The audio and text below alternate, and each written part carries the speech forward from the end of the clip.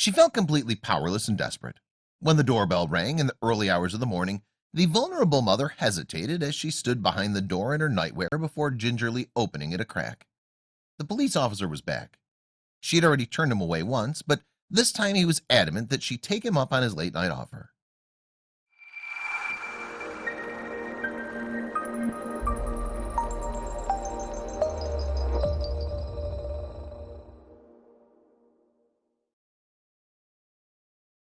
Shannon and Dallin Bird lived an idyllic lifestyle in Highland, Utah.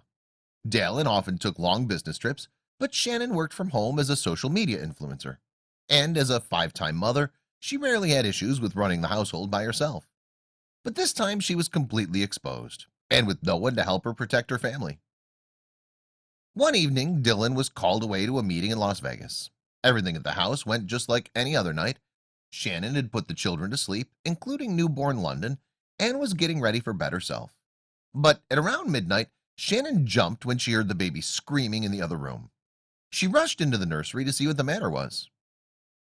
Young babies demand to be fed at all hours of the night, but on this fateful night, the little one was especially anxious for milk.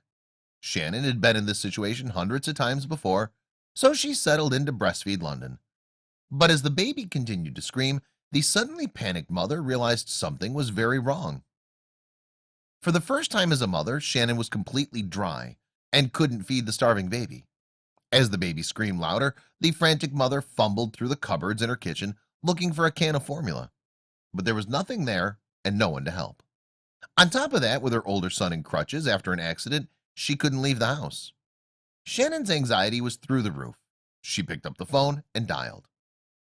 First, she called the neighbors, then her mom, but they were all sound sleepers and nobody answered. Shannon was all alone. At 2 a.m., Shannon was tearing her hair out.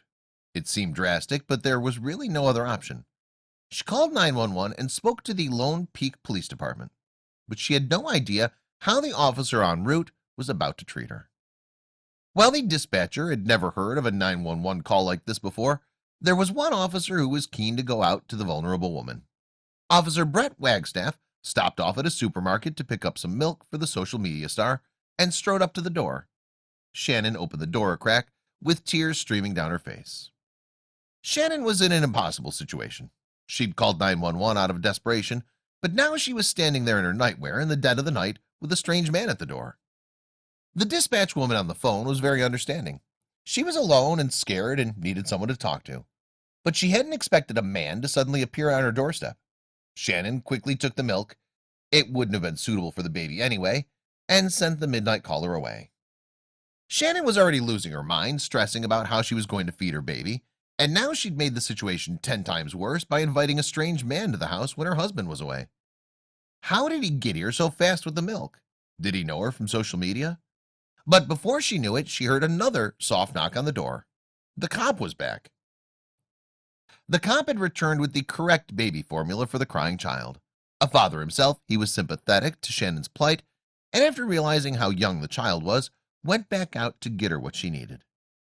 That's the same stuff we gave my daughter when she was first born, so hopefully it doesn't upset her stomach.